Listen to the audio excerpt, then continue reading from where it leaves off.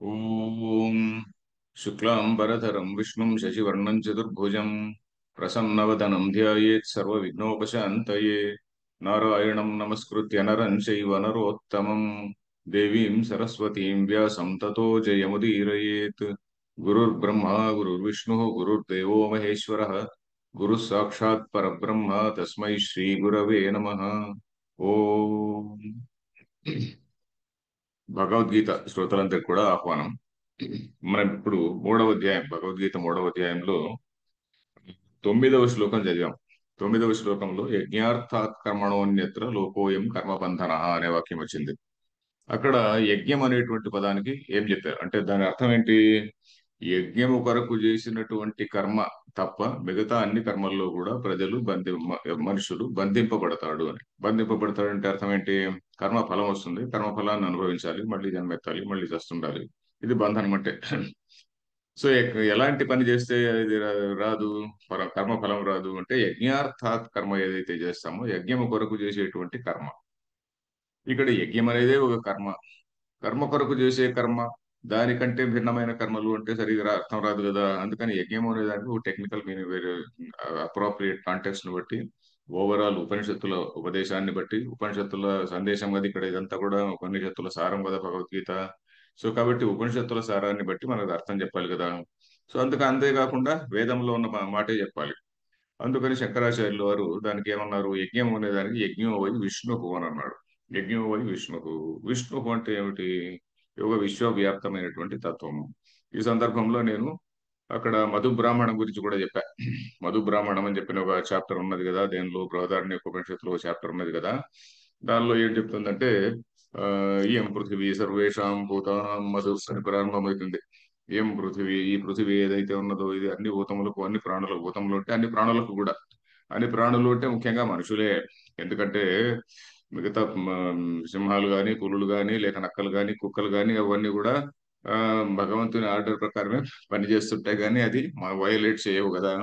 దానికి ఆహార నిద్ర భయం అవుతున్నాయని అన్నారు కదా. ఆహారం ఆకలి కావాల్సి వచ్చినప్పుడు అది హంటింగ్ చేస్తుంది, అన్నం కొరకు వెతుక్కుంటుంది, నిద్రపోతుంది. ఇలాంటివన్నీ దానికి ఉన్నాయి. అంతకుమించి భగవంతుని ఆజ్ఞ దానికి దాని దాని లెవెల్ ఆ విధంగా ఉంది కాబట్టి అది నా రాజ్యము, నా ప్రాపర్టీ, అది ఇది అని చెప్పని చేసుకోదు. సో బట్ ఎనివే మనిషి మాత్రం, మనిషి ప్రకృతిని ఇంకా ఎక్స్ప్లాయిట్ చేయాలి, ఇంకా ఎక్స్ప్లాయిట్ చేయాలి అని చెప్పని అంటుంటాడు అనమాట. అందుకని ఈ పృథివీ ఏదైతే ఉన్నదో, ఈ పృథివీ అనేటువంటిది సకల ప్రాణులకు కూడా ఒక తేనె పట్టు లాంటిది. ఏం పృథివీ సర్వేషాం భూతానాం మధు. ఈ మనుషులందరూ కూడా, వాళ్ళు కూడా దీన్ని దృష్టిగా, పృథివీ దృష్ట్యా వాళ్ళు కూడా మధువే. ఎందుకంటే వాడు కూడా కర్మ చేస్తుంటాడు కదా.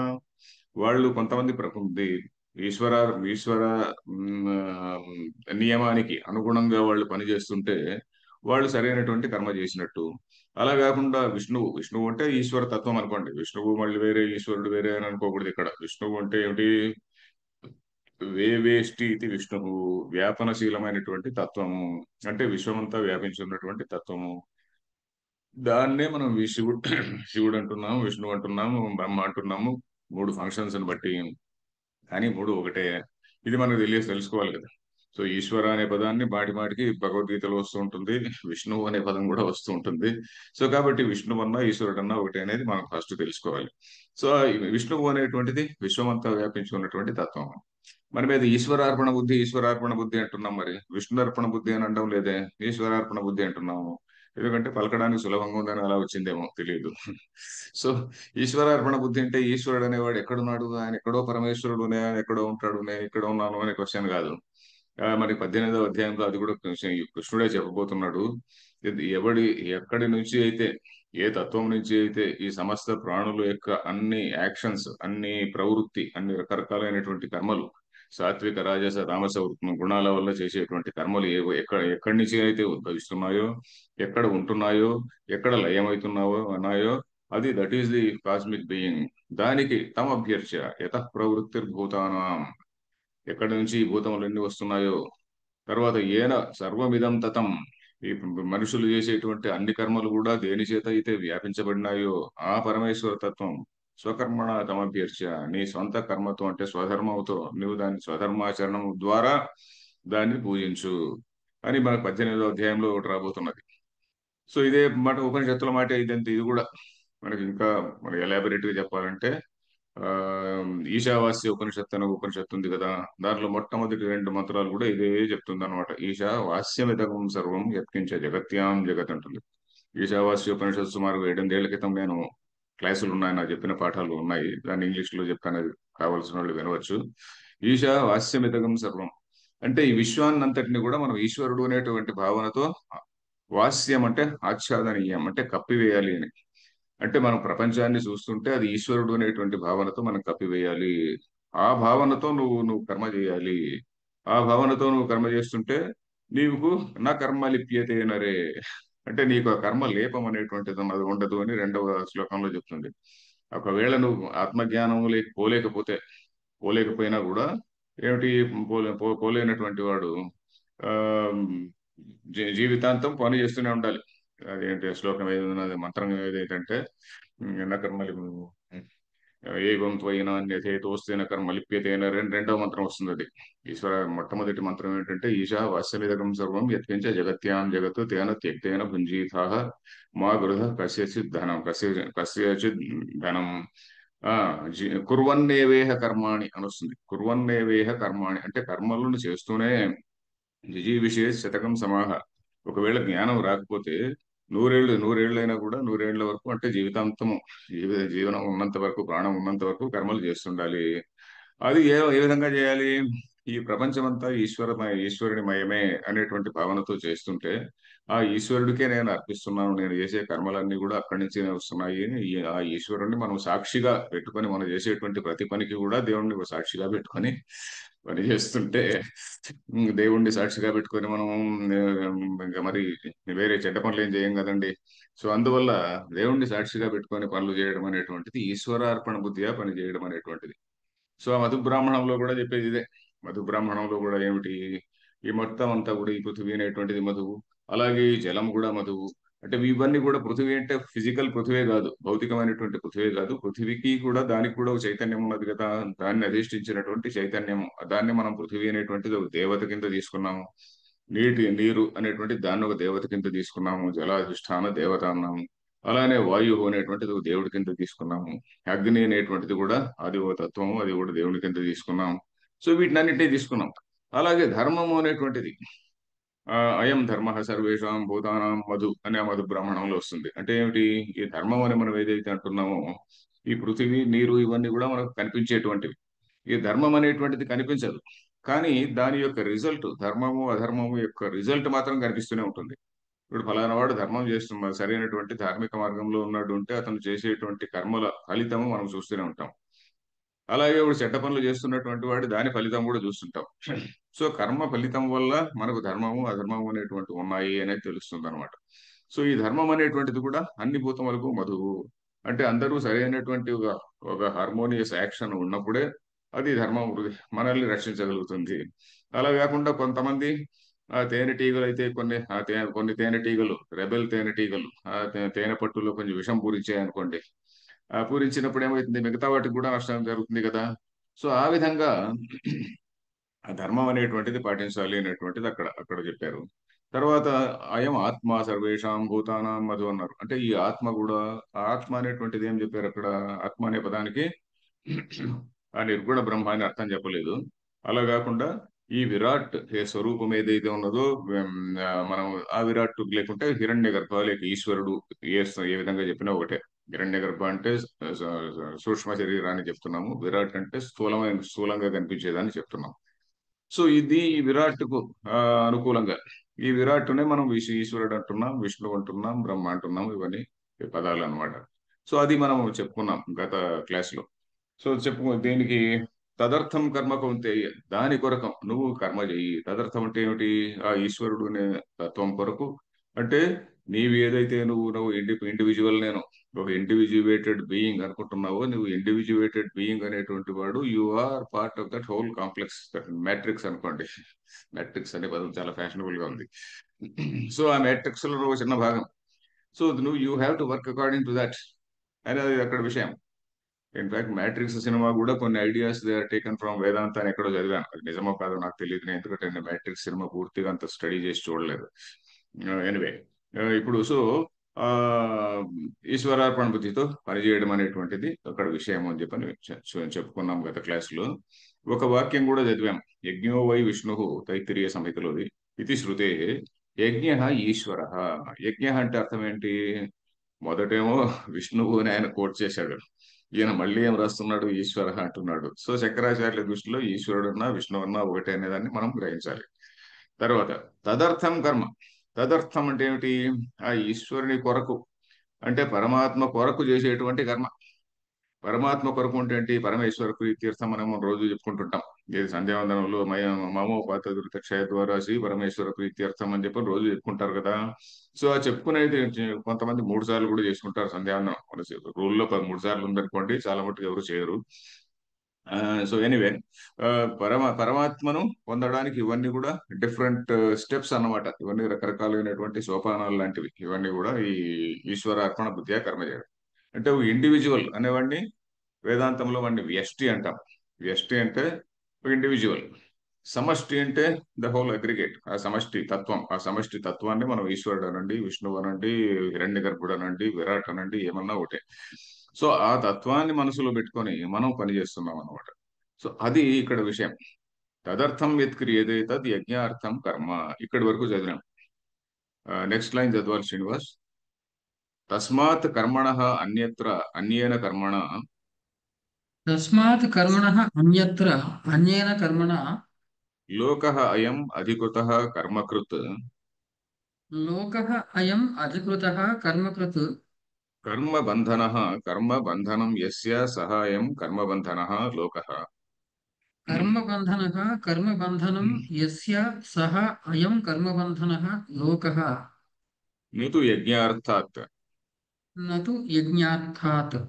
అతః తదర్థం యజ్ఞార్థం కర్మ అతః తదర్థం యజ్ఞార్థం కర్మ కౌంతేయ ముక్తసంగః కర్మ ఫల సంగ వర్జితః సన్ కౌంతేయ ముక్తసంగః కర్మఫల సంగవర్జితః సన్ సమాచర నిర్వర్తయ. సమాచర నిర్వర్తయ. ఓకే. తస్మాత్ అందువలన అందువలన కాదు, తస్మాత్ కర్మణ అన్యత్ర. తస్మాత్ కర్మణ అన్యత్ర అంటే ఆ కర్మ కంటే భిన్నమైనటువంటి. అంటే ఏమిటి? నువ్వు ఈశ్వరార్పణ బుద్ధిగా ఇప్పుడు దృష్టి పని చేయకుండా, అంటే ఈశ్వరార్పణ బుద్ధిగా పని చేయడం అంటే ఏంటి? స్వకర్మ స్వధర్మాన్ని ఆచరించడం అండి ఇక్కడ. ఈశ్వరార్పణ బుద్ధి అంటే ప్రతి ఒక్కడు తన తన డ్యూటీని చేస్తూ ఉంటే society will be it will be in harmony. So వీడు తన డ్యూటీని చేయకుండా తన డ్యూటీని ఎరాటిక్ గా చేస్తుంటేనో, దాన్ని విపరీతంగా చేస్తుంటేనో, it is he is causing harm to himself, he is causing harm to others. So overall గా తేనె తుట్టకు మనం అన్యాయం చేస్తున్నాం అనమాట. సో తస్మాత్ కర్మణ అన్యత్ర, అలాంటి విహితమైనటువంటి కర్మ కంటే అన్యత్ర అంటే మిగతావి ఏమైనా చేస్తుంటే అన్యైన కర్మణ లోక. లోక అంటే ఏమిటి? మనిషి. లోక అంటే ఎవరు? లోక అయం. ఏమిటి దానికి అర్థం? ఏంటి? అధికృత కర్మకృత్. అధికృత అంటే ఏమిటి? ఒక కర్మ చేయడానికి అధికారము కలవాడిని అధికృత అంటారు. అధికారి అనొచ్చు, అధికృత అని కూడా అనొచ్చు. అధికృత కర్మకృత్ అంటే కర్మ చేసేటువంటి వాడు. లోక అంటే ఏమిటి? మనిషి. మనం అందరం కూడా కర్మ, వీళ్ళే అధికృతులు, కర్మకృత్. అలాంటి వాడికి ఏమవుతుంది? కర్మ బంధన. వీడు కర్మ బంధనుడు అవుతాడు. కర్మబంధనుడు అంటే అర్థం ఏంటి? కర్మ బంధనం యస్య సహ అయం కర్మబంధన. కర్మ ఎవడికి బంధాన్ని కలిగిస్తుందో అలాంటి వాడు అవుతాడు అని. అంటే నేను నా స్వధర్మ చేయకుండా ఇంకేదో చేయబోతున్నాను. సరే, నాకు ఆఫీస్లో ఏదో ఒక డ్యూటీ ఉన్నది అనుకోండి. స్వధర్మం అనేటువంటిది కూడా మళ్ళీ 2 3 రకాలు ఉన్నాయి కదండి. ఒకటి శ్రౌత కర్మలు ఉన్నాయి, ఒకటి స్మార్త కర్మలు ఉన్నాయి, మూడవది లౌకిక కర్మలు కూడా ఉన్నాయి కదా. ఇప్పుడు శ్రౌత కర్మలు స్మార్త కర్మలు ఎవడు చేయడం లేదు కాబట్టి వాటి జోలికి మనం పెద్దగా పోనక్కర్లే. ఏదైనా చేస్తుంటే ఏదో గుడికి పోవడమో, లేకపోతే కొబ్బరికాయ కొట్టడమో, లేకుంటే ఇంకేదో ఇంట్లో చిన్న పూజ చేసుకోవడమో అలాంటివి చేస్తున్నాం. చిన్న చిన్న స్మారక కర్మలు చేస్తున్నాం. ఇప్పుడు శ్రౌత కర్మలు ఎవడు చేయడం లేదు. నేను కూడా ఇంతవరకు యజ్ఞం చేయలేదు. ఆమ్, ఇంకా ఇంకా అఫ్కోర్స్ దానము ఇట్లాంటివి చేస్తుండొచ్చులే. తపస్సు అనేటువంటిది కూడా, తప అంటే ఆలోచన అనేటువంటి అర్థం కాబట్టి మెడిటేషన్ ఇట్లాంటివి ఏదో చేసుకుంటూ ఉండొచ్చు. బట్ ఆ శ్రౌత కర్మలు స్మారక కర్మల కంటే లౌకిక కర్మ అనేది కూడా ఇంక్లూడ్ అవుతుంది కదా. ఎందుకంటే మనం ఆఫీసు పోతాం, ఆఫీసు పోయి ఏదో పని చేస్తుంటాం. సో దాని వల్ల కూడా దాంట్లో ఏ విధంగా ఎదుటి ఎవరికి నష్టం కలగకుండా చేయాలనో అలాంటి పని చేయాలి మనం. అదే ఒక దొంగల గ్యాంగులో ఉండి వాడు చెప్పిన ప్రకారం చేస్తున్నాను నేను, వాడి నా జాబ్ చార్ట్ ఇది, ఫలానా వాడిని పోయి మర్డర్ చేయాలి అంటే అది కాదు. సో ధర్మం ప్రకారం ఏదైతే ఉన్నదో అలాంటి ఆర్గనైజేషన్ లో మనం పనిచేయాలి. అంతేగాని దొంగ లెక్కలు రాసేటువంటి ఆర్గనైజేషన్ లో మనం పనిచేయకూడదు. ఇలాంటివి కూడా వస్తాయండి. రకరకాలైనటువంటి కొన్ని జాబ్స్ కూడా అనెతికల్ గా ఉండొచ్చు, చెప్పలేము. సో ఎనివే కర్మబంధనం ఎస్య సహాయం అధిక కర్మబంధన లోక. ఇక్కడ మళ్ళీ లోక అనే పదాన్ని వాడాడు. లోక అంటే అధికృత అధికారి. కర్మబంధన అంటే ఏమిటి? కర్మ ఎవడికైతే బంధనంగా కలుగుతుందో అలాంటి వాడు కర్మబంధనుడు, అంటే స్వధర్మం ఆచరించినటువంటి వాడు అని. తన లౌకిక కర్మలు కూడా, మనం ఇప్పుడు లౌకిక కర్మల గురించి చెప్పుకుందాం ముఖ్యంగా. ఎందుకంటే చాలా మందికి అరే నేను కర్మయోగం అంటే నేను శాలరీ తీసుకోకుండా పని చేయాలేమో అనేటువంటి భయం ఉంటుంది. అలాంటిది చెప్పనే లేదండి. శాలరీ తీసుకోకుండా పని చేయమని చెప్పలేదు. చేసే కర్మను నువ్వు కరెక్ట్ గా, నువ్వు సిస్టమేటిక్ గా ఆ రూల్ ప్రకారం, ధర్మం ప్రకారం చెయ్యి. ఆ రూల్ ఒకసారి సరిగా ఉంటుందో లేదో మనకు తెలియదు, కానీ ధర్మం ప్రకారం చెయ్యి అని చెప్పినట్టున్నారు. సో అయం లోక కర్మబంధన లోక నతు యజ్ఞార్థాత్. అంటే యజ్ఞార్థాత్ చేసినటువంటి కర్మ అయితే కర్మబంధనుడు కాడు. యజ్ఞార్థాత్ కాకుండా మిగతా చేసిన కర్మల్లో బంధనం పొందుతాడు. అత తదర్థం అంటే యజ్ఞార్థం అంటున్నాడు మళ్ళీ. తదర్థం యజ్ఞార్థం అంటే యజ్ఞ ఈశ్వర, విష్ణువు కొరకు అనొచ్చు, ఈశ్వరుడి కొరకు అనొచ్చు, ఏమన్నా అనుకోవచ్చు. లేకుంటే విశ్వం కొరకు. విష్ణువు అంటే విశ్వమే కదండి. నిన్న విశ్వం విష్ణు వషట్కార అనేది కూడా చెప్పుకున్నాం కదా. సో విశ్వం కొరకు, నువ్వు విశ్వం కొరకు ఏం చేయాలి? నీ స్వధర్మాన్ని ఆచరించాలి. ప్రతి ఒక్కటి కూడా వాడి వాడి స్వధర్మాన్ని ఆచరించాలి. తర్వాత హే కౌంతేయ ముక్త సంఘ అత తదర్థం యజ్ఞార్థం కర్మ కౌంతేయ ముక్త సంఘ. అంటే సంఘము లేనటువంటి వాడై, అంటే నాకు ఏదో పుణ్యం రావాలి అని కానీ ఇట్లా ఏమీ లేకుండా, మామూలుగా ఏదైనా కర్మ చేసినప్పుడు నాకు ఏదో పుణ్యం రావాలి అది ఇది అనుకుంటాం కదా, అలాంటిది కాకుండా నువ్వు ఆ కర్మను ఆచరించు అని. కర్మఫల సంఘవర్జిత. శాలరీ తీసుకోకుండా అని మాత్రం కాదండి. కర్మఫల సంఘవర్జిత అంటే ఈ పుణ్యపాపాలు ఇలాంటివి వాటి గురించి దాన్ని ఆ, ఆలోచించకుండా నువ్వు సమాచార నిర్వర్తయ, సరిగా నువ్వు ఆచరించు అని ఇక్కడ విషయం. తర్వాత నెక్స్ట్ శ్లోకాలు దానికి ఒక చిన్న ఆ, అవతారిక. ఇతశ్చ అధికృతైన కర్మ కర్తవ్యం. ఇతశ్చ అధికృతేన కర్తవ్యం కర్మ అను. అంతా ఒకటే. ఒక ఏమిటి?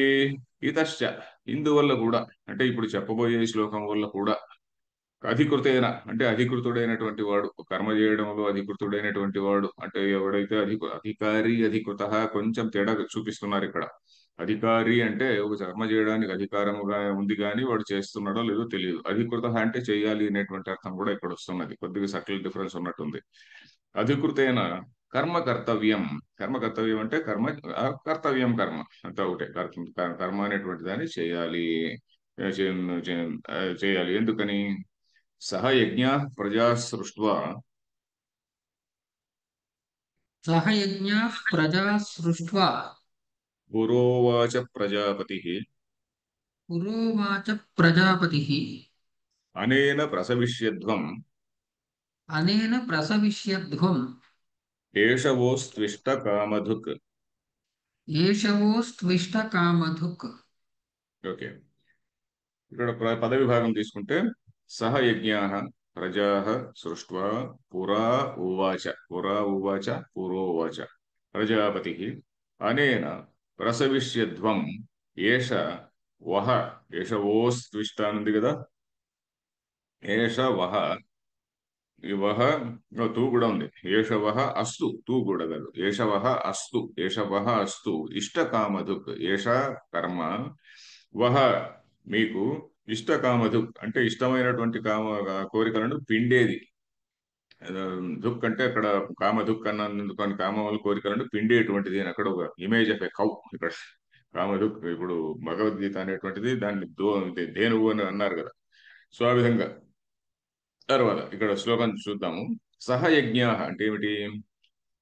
యజ్ఞ సహితులుగా, అంటే వీడికి పుట్టినప్పటి నుంచి యజ్ఞంలో ఉన్నటువంటి వీడికి ఒకటి ఉందన్నమాట. వీడికి ఒక షోల్డర్ పైన ఒకటి స్టాంప్స్ తో పుట్టాడు వీడు. ఏమిటా స్టాంపులు? సహయజ్ఞ అంటే యజ్ఞ సహితులుగా అని అదే అర్థమే చెప్పబోతున్నారు. సహయజ్ఞ అంటే ఇక్కడ విగ్రహ వాక్యము మధుసూదన సరస్వతి కామెంటరీలో ఉంది. సహ యజ్ఞేన వర్తంతే ఇది సహయజ్ఞ అని రాశాడు. సహయజ్ఞేన వర్తంతే. సహయజ్ఞేన అంటే యజ్ఞముతో పాటుగానే ఉన్నారు వీళ్ళు. అంటే వీడు పుట్టుకతోనే శంఖచక్ర గదాదులు వచ్చినట్టుగానే పుట్టుకతోనే వీడికి యజ్ఞాలు ఇవన్న కవచకుండలాలు వచ్చినట్టుగా పుట్టుకతోనే కొన్ని యజ్ఞాలు వీడికి ఉన్నాయి అని. అంటే ఏమిటి ఇది?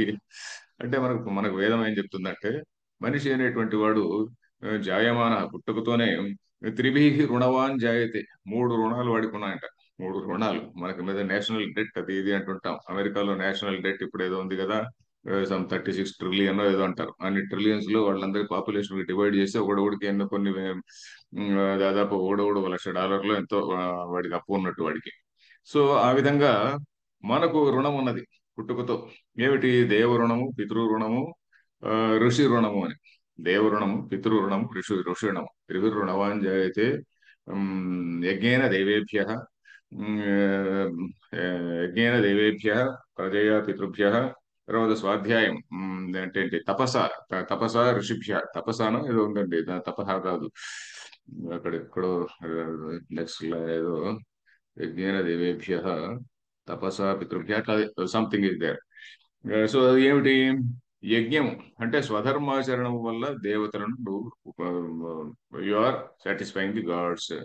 తపస్సు, తపాచరణం ద్వారా నువ్వు నీ ఋషులను ఋషులను ఇది చేస్తున్నావు, వాళ్ళను సాటిస్ఫై చేస్తున్నావు. లేకుంటే ఋషి రుణము తీర్చుకుంటున్నావు. సాటిస్ఫై అని కూడా కాదు, ఋషి రుణాన్ని ఏ విధంగా తీర్చుకుంటున్నావు అంటే నువ్వు తపస్సు చేయడం ద్వారా తీర్చుకుంటున్నావు. స్వాధ్యాయం వల్ల తపస్సు, స్వాధ్యాయం వీటి వల్ల. ప్రజయా పితృభ్య. ఈ పితృదేవతల రుణాన్ని ఏ విధంగా తీర్చుకుంటున్నావు అంటే పిల్లలకు పొందడం వల్ల. పిల్లలు పొందేది ఎందుకే? నీకు పిల్లలు ఉంటే ధర్మాన్ని నువ్వు ధర్మ సంతానాభివృద్ధి అర్థం అని మనకు పెళ్లి మంత్రాల్లో కూడా ఉంటుందండి. ధర్మ సంతానాభివృద్ధి అర్థం అని అంటే నువ్వు ధర్మాన్ని అంటే ధార్మికులైన బిడ్డలు పుట్టాలి అనే కాకుండా ధర్మ సంతానం అంటే ధర్మం యొక్క కొనసాగింపు, సంతానం అంటే కొనసాగింపు అన్నమాట. తాన అనేటువంటి ఇది ఉంది కదా, సంతానం, దాన్ని కొనసాగించడం, ధర్మాన్ని కొనసాగించేటువంటి పుత్రులని లేక పిల్లల్ని మనం కనాలి. పుత్రులు అంటే మగ పిల్లలే అనే కాదు, ఆడపిల్లలు కావచ్చు, ఎవరైనా కావచ్చు. సో అలాంటి సంతానాన్ని మనం కలిగించడం కోసం మనం పెళ్లి చేసుకోవాలి అని చెప్పేటువంటి మాటలు ఉన్నాయి అక్కడ. సో అది ఈ మూడు రుణాలు ఉన్నాయి. సో అవి అన్ని ఏమన్నా సహాయజ్ఞ. ఈ మూడు రుణాలు సహాయ, దీంతో పాటు ఈ ధర్మం వీడి స్వధర్మం అనేటువంటిది ఒకటి ఉన్నది. సో సహయజ్ఞ ప్రజా సృష్వా. ప్రజలను, ప్రజా అనేది ఇక్కడ బహువచనంలో ఉంది. బహువచనం స్త్రీలింగం. ప్రజా ప్రజలను సృష్టించి, సృష్వా పురా ఉవాచ ప్రజాపతి. ఇక్కడ ప్రజాపతి అంటే ఎవరండి? ఇప్పుడు మనకు ప్రజాపతి అంటే ఇక్కడ అక్కడ మాత్రం దక్ష ప్రజాపతి అట్లా కాకుండా ఇక్కడ మనకు క్రియేటర్ బ్రహ్మ ఆ విధంగా చెప్పుకోవచ్చు అనమాట. అది ఎందుకంటే ఇక్కడ ప్రజాపతి అంటే ఇక్కడ మన క్రియేటర్ అనుకోండి. ఆ, లేకుంటే ఇక్కడ ప్రజాపతి అంటే ఏం చెప్పారు? ఇక్కడ ఉత్తమాన్ ప్రజాపతి ప్రజానాం స్రష్ట అన్నారు అంతే. ఎందుకంటే మనకు ప్రజాపతులు వేరే, బ్రహ్మ వేరే ఉన్నావు చెప్పారు కదా. బ్రహ్మ మానస పుత్రులు, మానస పుత్రులు అని చెప్పని వీళ్ళందరూ కూడా దక్షుడు, వాళ్ళు వీళ్ళు మరీచి, వాళ్ళందరూ కూడా మరీచి అది సృష్వా ప్రజాపతి అని మొట్టమొదటి వాక్యంలోనే చదివాం. భగవద్గీత సంబంధ భాష్యంలోనే మొట్టమొదటి వాక్యంలోనే సృష్వా ప్రజాపతి మరీచ్యాది అని చెప్పని ఏదో చదివాం కదా. స భగవాన్ సృష్వేదం జగత్ తస్య తస్థితిం చికీర్షు అని చెప్పి అగ్రే మరీచ్యాదీన్ అగ్రే సృష్వా ప్రజాపతిన్ ప్రవృత్తి లక్షణం ధర్మగ్రహయామాస వేదోక్తం అని చెప్పారు కదా. సో మరీచి వాళ్ళు వీళ్ళు వాళ్ళ పేర్లు నాకు తెలియదు. మధ్యలో మన దక్షుడు ఒకడు తెలుసు, ఎందుకంటే దక్ష యజ్ఞంలో ఆయన దక్షుడు అనేటువంటి వాడు. దక్షుడు అంటే ఏంటి? మనమేనండి అందరు కూడా. దక్షుడు అంటే నేనే గ్రేట్ అనేటువంటి వాడు. తర్వాత ఏంటి? దక్ష.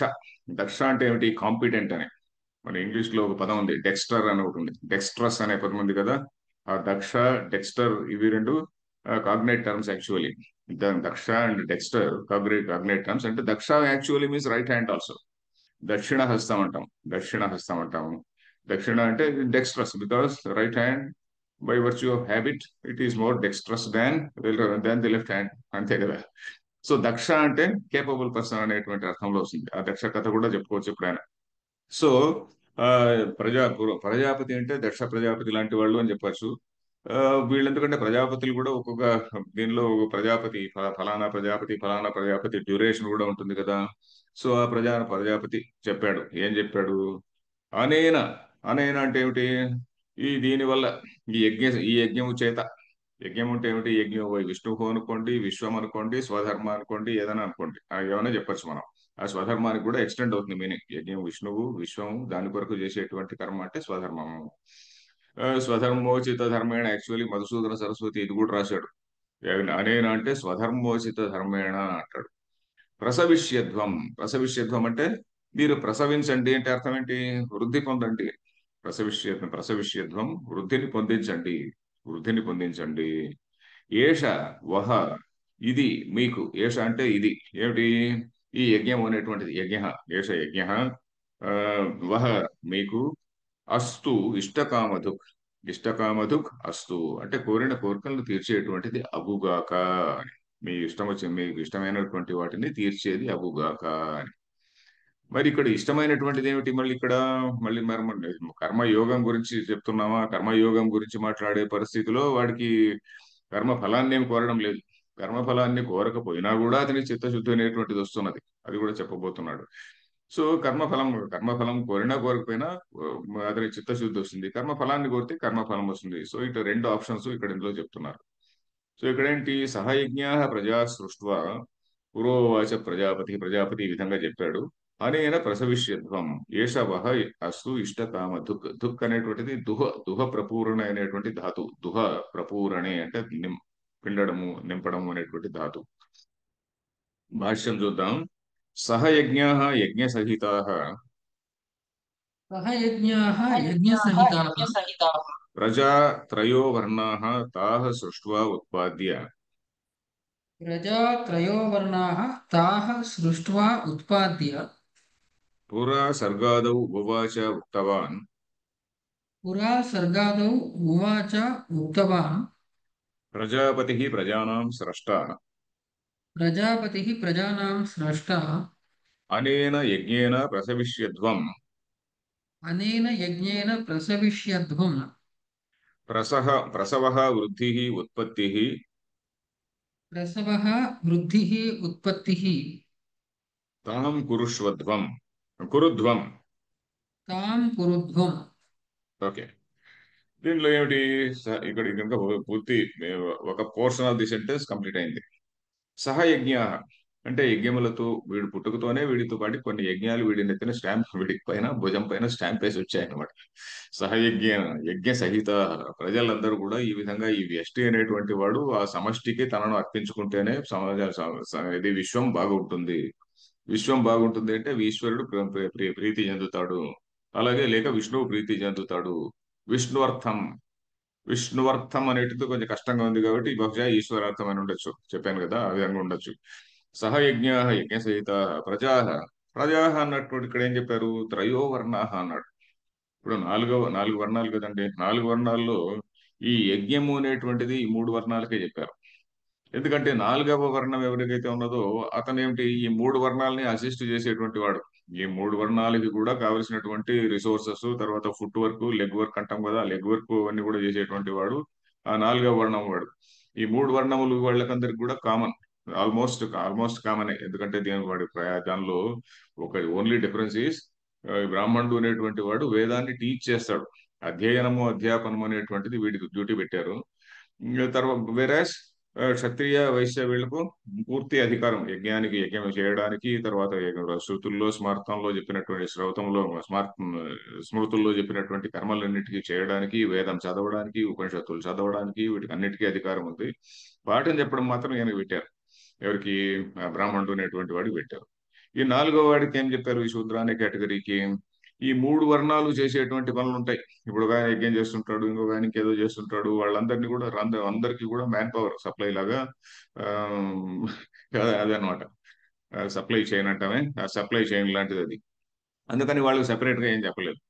త్రయోవర్ణ తాహ సృష్ట్వా ఉత్పాద్య, వారిని సృష్టించి అంటే ఉత్పత్తి చేసి, పురా అంటే ఏమిటి? సర్గాదవు అంటే ఓవరాల్ స్ట్రక్చర్ ఇలా ఉన్నది అని. ప్రపంచంలో ఇప్పుడు కూడా మనం ఈ వర్ణ అనే దాన్ని మనం క్యాస్ట్ తో ఐడెంటిఫై చేసి మనం చాలా కన్ఫ్యూజన్ లో ఉన్నాం. కానీ ప్రపంచంలో ఎక్కడ ఏ ఆర్గనైజేషన్ తీసుకున్నా ఇదే విధంగానే ఉంటుంది. సర్గాదవు ఉవాచ ఉక్తవాన్, ఏమన్నాడు? ప్రజాపతికి ప్రజానాం స్రష్ట, ప్రజలను సృష్టించినటువంటి ఆ, బ్రహ్మ అనుకుందాం క్లియర్ గా, ఎందుకంటే ప్రజాపతులు చాలా మంది ఉన్నారు. అనేన యజ్ఞేన ప్రసవిష్యధ్వం, ఈ యజ్ఞం ద్వారా, యజ్ఞం ద్వారా అంటే ఏంటి?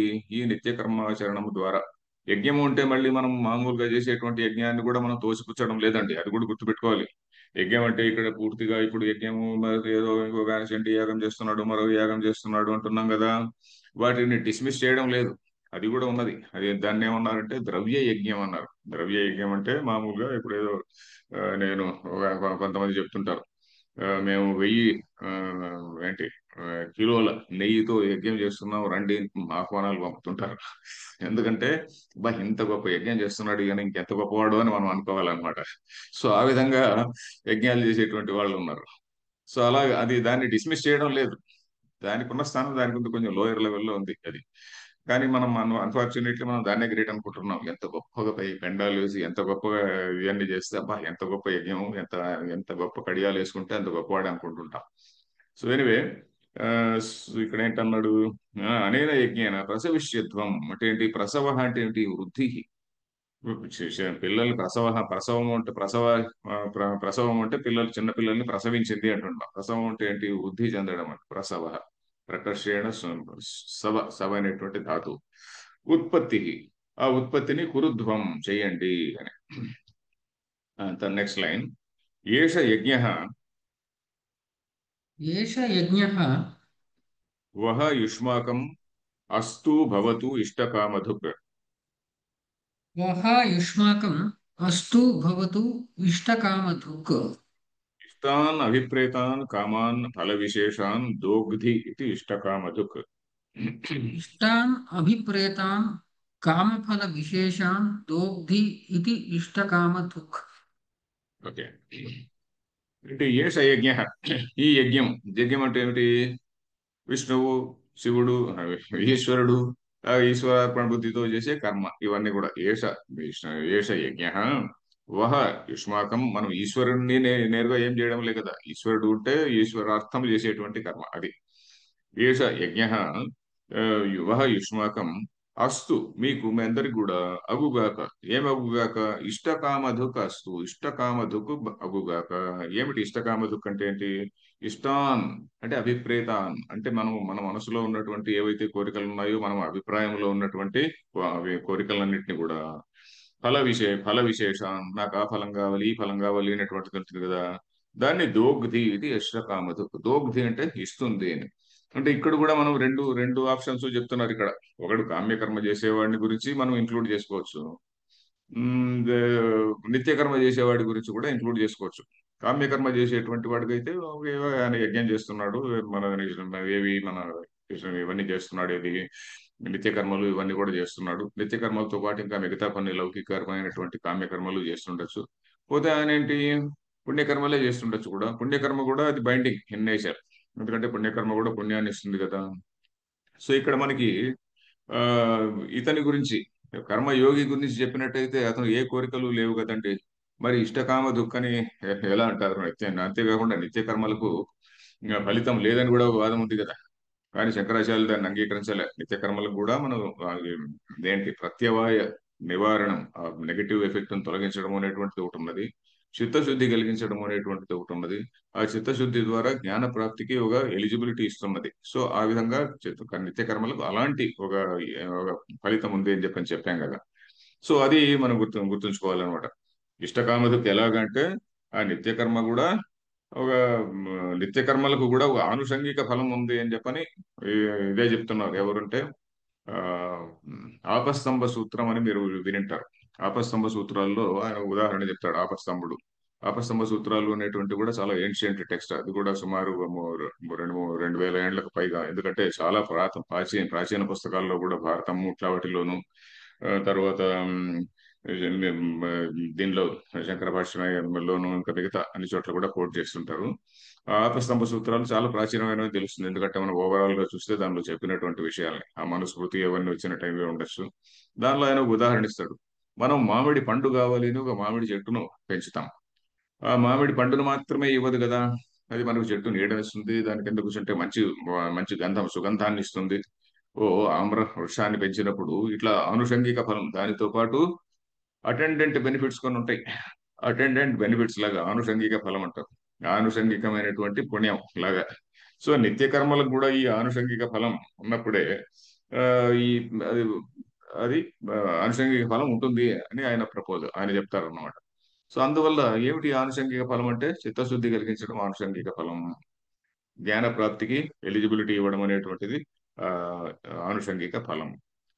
ఫల విశేషాన్ దోగ్ధి ఇది ఇష్ట కామదు. ఇష్టమైనటువంటి అది అన్ని కూడా మనకి ఇష్టమైనటువంటిదే కదండి. చిత్తశుద్ధి రావడం అనేటువంటిది మనకి ఇష్టం అవుతుంది. మనం ప్రారంభంలో ఏ పని ఇది కోరుకోలేదు, అయినా చిత్తశుద్ధి వచ్చిన తర్వాత ఆహా అని చెప్పని మనకు సంతోషం దాని నుంచి దానివల్ల ఒక సంతోషం కలుగుతుంది కదా. జ్ఞాన మార్గంలో ఉంటే మనకు ఏదో సంతోషం కలుగుతుంది కదా. అది అది ఇక్కడ విషయం. నెక్స్ట్ లైన్, నెక్స్ట్ శ్లోక. కథం, ఎలాగా అని ఓ చిన్న అవతారిక.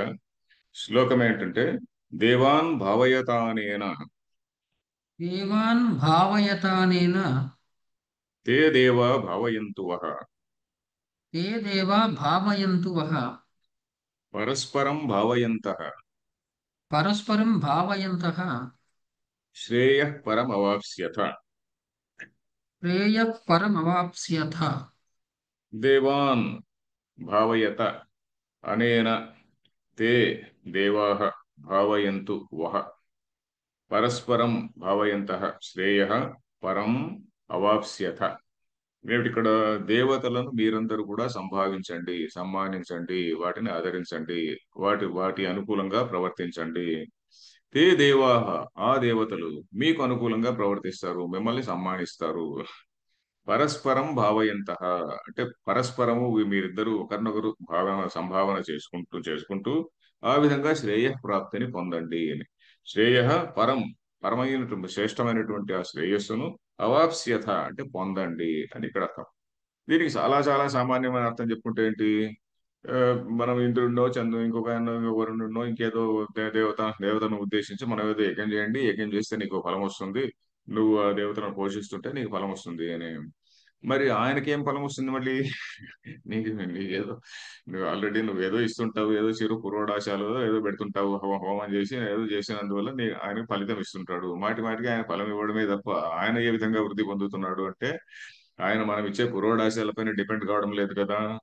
మరి ఏమిటి అని చెప్పానంటే మనం ఇక్కడ మా సామాన్యమైనటువంటి మామూలుగా మనం పామరులు భావించేటువంటి అర్థాన్ని మానేసి ఆ మధు బ్రాహ్మణంలో చెప్పినటువంటి అర్థాన్ని మనం తీసుకోవాలి.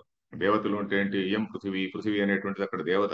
పృథివీ అనేటువంటి దేవత. ఆ భాష్యంలో అదంతా ఉంటుంది, నేను చెప్పలేదు. ఆ పృథివీ అనేటువంటిది ఒక దేవత, వాయువు అనేటువంటి దేవత, తరువాత ఈ ధర్మ అనేటువంటి ధర్మ దేవత. మనకు ధర్మ దేవత ఉన్నాడండి, మిగతా కల్చర్స్ లో ఉన్నాడో లేదో తెలియదు. గ్రీక్ లో ఉంది, మళ్ళీ గ్రీక్స్ లో మళ్ళీ అది ఉంది. తర్వాత ఇప్పుడు ఎగ్జిస్టింగ్ అదర్ రిలీజియన్స్ లో నాకు తెలిసి ఎక్కడో తెలియదు. ఎనివే, ధర్మదేవత ఒకటి, ఇవన్నీ కూడా ఉన్నాయి కదా. వాటికి అనుగుణంగా పనిచేయడం అనమాట దేవాన్ భావయత. అక్కడ ఒక వాక్యం కూడా చెప్పారు ఆ భాష్యంలో, ఉపకార్య ఉపకారక భావేన ఆమ్, ఆ, వీళ్ళు ఉన్నారనమాట. ఉపకార్య ఉపకారక భావం. ఉపకారక అంటే ఏమిటి? ఉపకరించేటువంటి వాడు. ఉపకార్యం అంటే ఉపకరించబడేటువంటిది. ఈ రెండు కూడా పరస్పర ఉపకారి ఒకడు ఉపకారి, ఇంకొకడు ఉపకారం పొందుతున్నవాడు కాదు. పరస్పరం ఉపకార్య ఉపకారక భావం. వీడు తేనెటీగలు తేనె పట్టును పోషిస్తున్నాయి, తేనె పట్టు తేనెటీగల్ని పోషిస్తున్నాం, అది మధువు. ఆమ్, తేనెటీగలందరికి కూడా తేనె పట్టు మధువు. తేనె పట్టు తేనెటీగలు మళ్ళీ దానికి మధువు. ఆ విధంగా.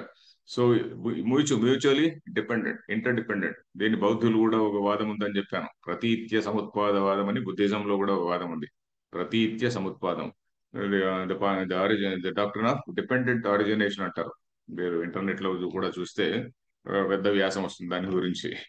సో ఎనివే, అది మధు బ్రాహ్మణము అది ఇది టాలీ అవుతుంటాయి.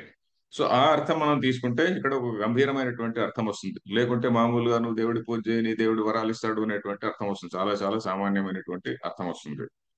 దేవాన్ భావయత అనేన తే దేవా భావయంతు వః. ఆ దేవతలు మీకు భావయంతు అంటే మీకు సమ్మానం చేయుదురుగాక, లేకుంటే సంభావనము చేయుదురుగాక. పరస్పరం భావయంత, పరస్పరము సంభావనం చేసుకుంటూ శ్రేయ పరం అవాప్స్యత. దీనిలో కూడా సింపుల్ గానే ఉంది ఇక్కడ భాష్యము. దేవాన్ ఇంద్రాదీన్ భావయత వర్ధయత అనేన యజ్ఞేన. देवान् इन्द्रादीन् भावयत वर्धयत अनेन यज्ञेन యజ్ఞేన ते देवा ఓకే. తే దేవా భావయంతు ఆప్యాయయంతు వృష్ట్యాదిన ते देवाः भावयन्तु आप्याययन्तु वृष्ट्यादिना। ఓ యుష్మాన్ वो युष्मा ఏవం పరస్పరం అన్యోన్యం భావయంతః एवं परस्परम् अन्योन्यं भावयन्तः। శ్రేయః పరం మోక్షలక్షణం జ్ఞానప్రాప్తిక్రమేణ అవాప్స్యథ ఇక్కడ శ్రేయः పరమపి జ్ఞానప్రాప్తిక్రమేణ అవాప్స్యథ. స్వర్గం వా పరం శ్రేయః అవాప్స్యథ. స్వర్గం వా పరం శ్రేయः అవాప్స్యథ. ఇక్కడ కూడా టూ ఆప్షన్స్ చెప్పారు. ఒకడు ఈశ్వరార్పణ బుద్ధితో పనిచేస్తున్నటువంటి వాడికి చిత్తశుద్ధి కలిగించి క్రమక్రమంగా మోక్షానికి దారితీస్తుంది. అలా కాకుండా నేను మామూలుగా నా కామ్య కర్మలు అంటూ చేసుకునేటువంటి వాడికి ఈశ్వరార్పణ బుద్ధితో పనిచేయకున్నటువంటి వాడికి శ్రేయస్సు వస్తుంది. శ్రేయస్సు అంటే ఏంటి?